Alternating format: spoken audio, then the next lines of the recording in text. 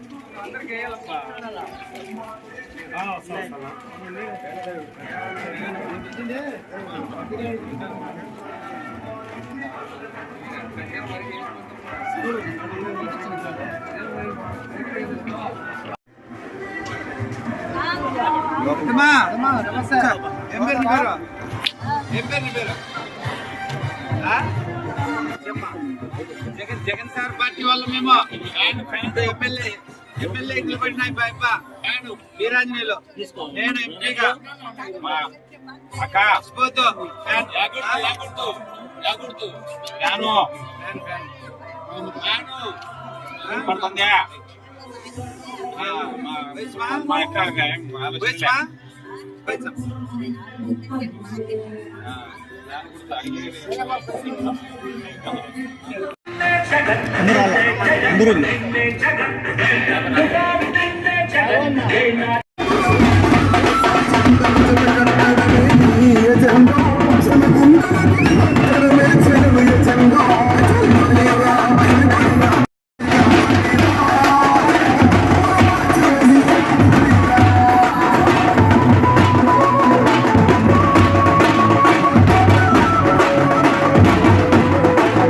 తిమ్మాపురం నుంచి శనిగుంటూరు, గాళ్లపాడు, పుట్లూరు మీదుగా పలు గ్రామాలలో పర్యటించడం జరుగుతుంది. నిన్నటి రోజు రెడ్డిపులపాయలో మన ముఖ్యమంత్రి ప్రీతం నాయకుడు శ్రీ వైఎస్ జగన్మోహన్ రెడ్డి గారు ప్రకటించిన ఎమ్మెల్యే అభ్యర్థులలో నన్ను కూడా ప్రకటించి నాపై నమ్మకం ఉంచి ఈ నియోజకవర్గం మీద పూర్తి బాధ్యతగా పెంచేసిన మన ముఖ్యమంత్రి గారికి ముఖ్యంగా ధన్యవాదాలు తెలియజేసుకుంటున్నాను.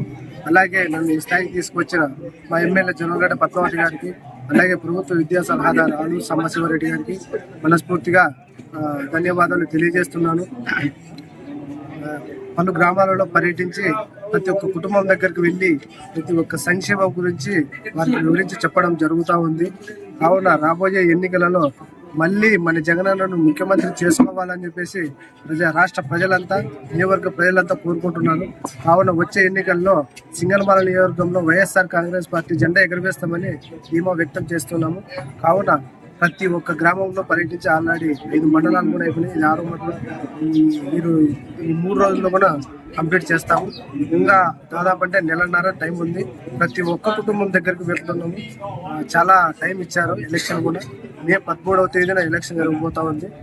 కావున ప్రతి ఒక్కరి దగ్గరికి వెళ్ళి మన జగనన్న అందించిన సంక్షేమ పథకాలను వివరించి, అలాగే అభివృద్ధి కార్యక్రమాలు కూడా చేశారు, అవి కూడా వివరించి ప్రతి ఒక్కరిని వైఎస్ఆర్ కాంగ్రెస్ పార్టీకి ఓటు వేసి గెలిపించి ఖచ్చితంగా 2024లో వైఎస్ఆర్ కాంగ్రెస్ ప్రభుత్వాన్ని ఏర్పాటు చేస్తామని ధీమా వ్యక్తం. ఇంతటితో నేటి వార్త సమాప్తం. మరిన్ని వార్తా విశేషాలతో మీ ముందుకు వస్తుంది కేవీసీ న్యూస్.